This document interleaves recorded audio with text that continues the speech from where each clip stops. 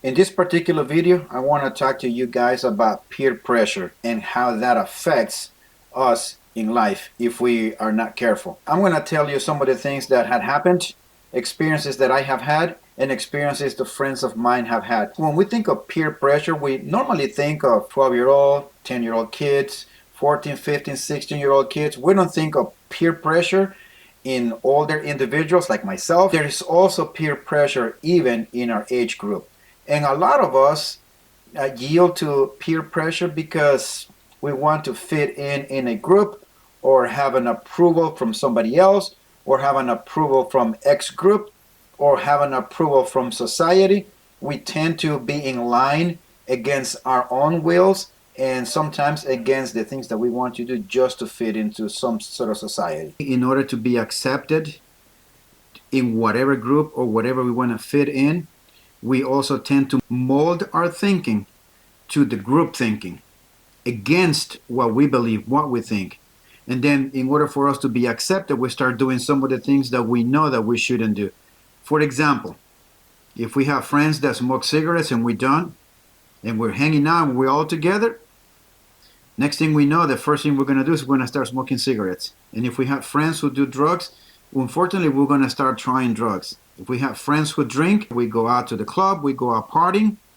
And in order for us to be accepted, to not be made fun of, we start consuming alcohol. Now we are part of the group. Just want to be part of something.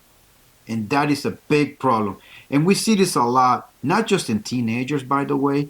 We see this in older people too. When you are young, when you're a teenager, most of the things that you do, it doesn't cost you as much money. Of course, drugs and alcohols do. When you get older, you start spending money in order for you to be accepted in X group. The older you get, the more expensive it becomes. I have seen it in friends. Let me give you one example. I had a neighbor. He was, I would say, late 30s.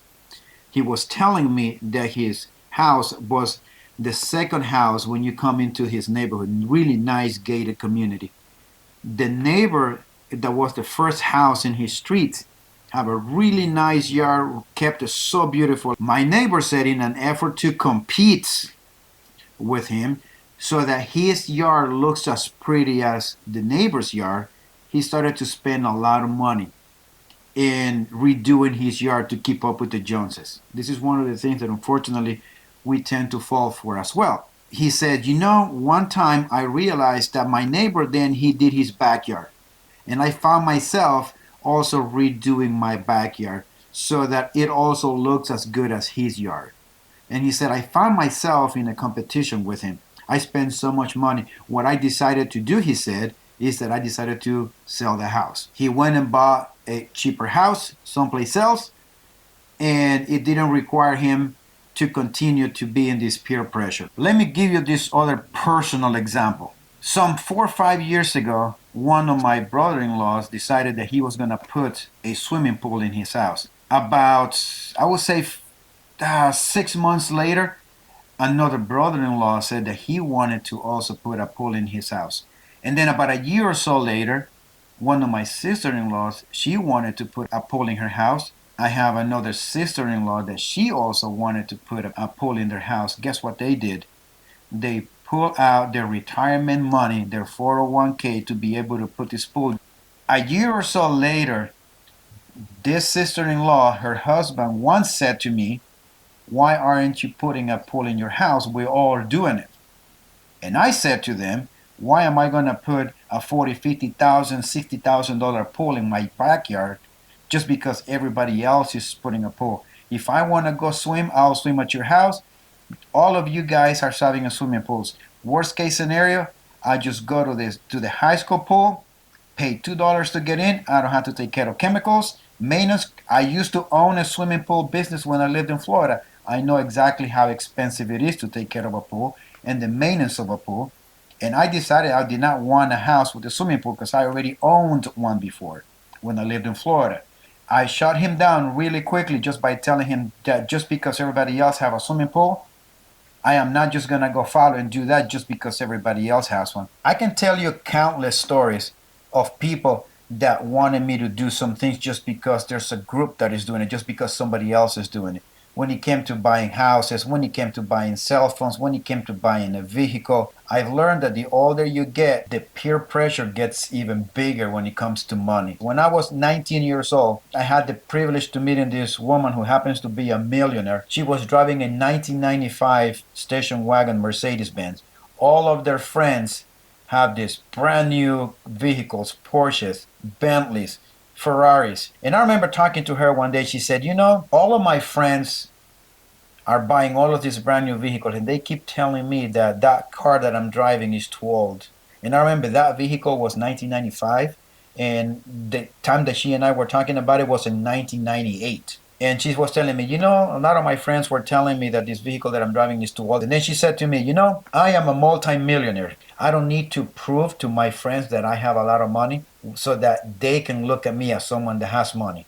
And to me, just knowing that I can be myself, I do not really care what other people think of me.